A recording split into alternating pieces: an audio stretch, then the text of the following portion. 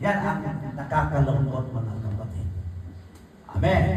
So stand up in the gap for me and for the land. Hallelujah. Alam niyo, mga kapatid, kapag ang lupain matungtungan ng isang taong may takot sa Diyos, no? Matungtungan o lalakaran sa isang taong may pag-ibig, may pagmamahal sa Diyos. Hallelujah. Even the land can benefit, mga kapatid. Makapag-benepisyo ng kapayapaan, ng kaayusan. Hallelujah. Mararamdaman mo, parang sila din, mga hayop, praise God, mabubuhayan. Amen. So, salamat. But, ang pinakamatibay sa lahat na layunin ng Panginoon ay upang maitayo na matatag, hallelujah, ang syudad, ang spiritual na syudad ng Diyos, which is no other than the city, the New Jerusalem, praise God, the bride na matatawag natin sa huling mga araw. At dahil sa mayroon po tayong nababasa in the book of Revelation chapter 10 verse 11, ito natin i-connect, mga kapatid, ang ating pagbubulay-bulay. Praise the Lord. Hindi natin masyadong habaan ang ating time ngayon dahil mamaya sa ating pagkatapos magbibigay tayo ng mga content instruction para sa mga katawan na papatuloy dito. Praise the Lord, nangunguna sa inyo sa gawain. Verse 11. And he said unto me, thou must prophesy again. Praise the Lord. That word again. Yes. I'd like to emphasize, why again? Praise the Lord. Bakit muli?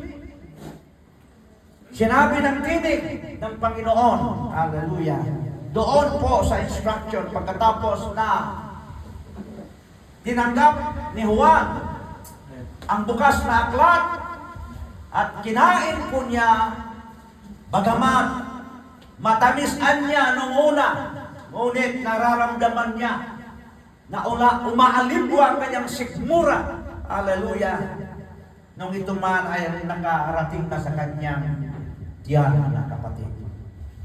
But the word says, thou must prophesy again. Hallelujah. Yung nagkukos ng trouble, hallelujah, sa kanyang tiyan. Praise the Lord. Kailangan niyang, praise God, tiisin. Kailangan niyang i-justify. Kailangan niyang hanapan ng personal na tulong, hallelujah, na hindi niya maisuka. Then kung pag maisuka iyan ng mga kapatid, yun ay considered as waste. Amin po? Hallelujah. Pero sa oras na nakayanan mo ang trouble, hallelujah, na convert yung nakapag-trouble sa'yo, sa iyong sigura, hallelujah, sa iyong tiyan, laman ng ating tiyan. Tamo, mga kapatid, ang salita ng Diyos kapag talagang paparatingin po natin sa ating, hallelujah, kalaliman, makakarating sa ating, praise the Lord, taimtim na paglilingkod sa Panginoon, magkukos talaga yan ng reaksyon. No? Parang life and death na ang ating pakiramdam. Praise the Lord. Dahil sabi nga ng Galatians chapter 5, yung dalawa ay hindi, praise God, magkakasundo.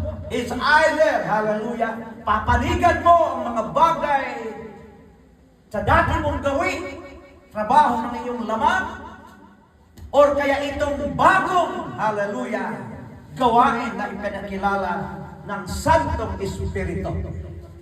Amen? Hallelujah. So there will be a spiritual battle, mga kapatid.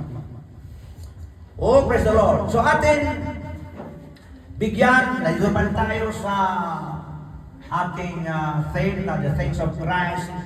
At ito po ay nasa, ano po tayo, foundational na pag muni-muni. No? Laying the foundation again. I like this, mga kapatid.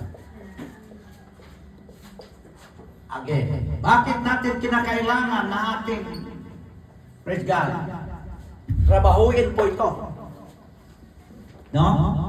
Sapagkat sa mga katotohanan, mga kapatid, ay nagkaroon na po ng mga bitak, nagkaroon ng mga, hallelujah, damages, nagkaroon na ng kahinaan. Hallelujah. Ang Ebanghelyo sa ating kapanahunan. Makikinig kayo sa mass media. Diyan, maraming mga sumusulpot diyan ng mga strange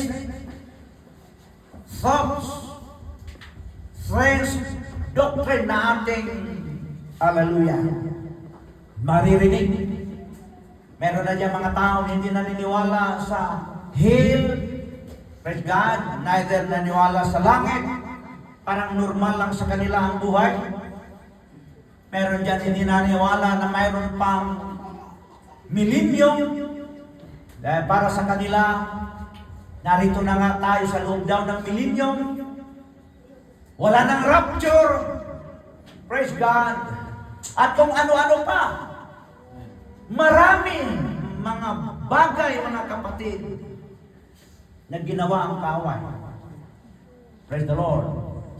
And I do believe na very relevant po sa atin ngayon ang sulat ni Prophet Ezekiel na sinasabi, naghanap ang Panginoon. Praise God. Sa gitna nila, naghahanap ang Panginoon. Kahit, praise God, siguro isang tao. For a man. But sa ating paniniwala, hindi lang talaga literal na isang tao lang, mga kapatid. But isang ministeryo, isang maliit na grupo, praise God, isang gawain ng paglilingkod ang binubuo ngayon ng Panginoon. Nung sinabi niya, wala siyang nakita, mga kapatid. Hallelujah. Na tao, praise the Lord. But, dito po sa Isaiah chapter 28, praise the Lord, verse 16, sinasabi naman, therefore thus saith the Lord, behold, I lay in Zion for a foundation, a stone, a bright stone, and a precious cornerstone, and a sure foundation. Praise the Lord. Nasumpungan po niya ito. Hallelujah. Alam po natin kung sino ang tinutukoy ng propeta na precious and bright stone, a cornerstone. Hallelujah. A sure foundation that will lay the sure foundation. Wala pong iba kung hindi si Kristo. Amen? Doon sa hamay ng mga tao sa Ezekiel, wala nga siyang nakita. Praise God. Wala siyang nakita. Nakarapat dapat po doon, lumagay po sa katuparan ng hulang ito.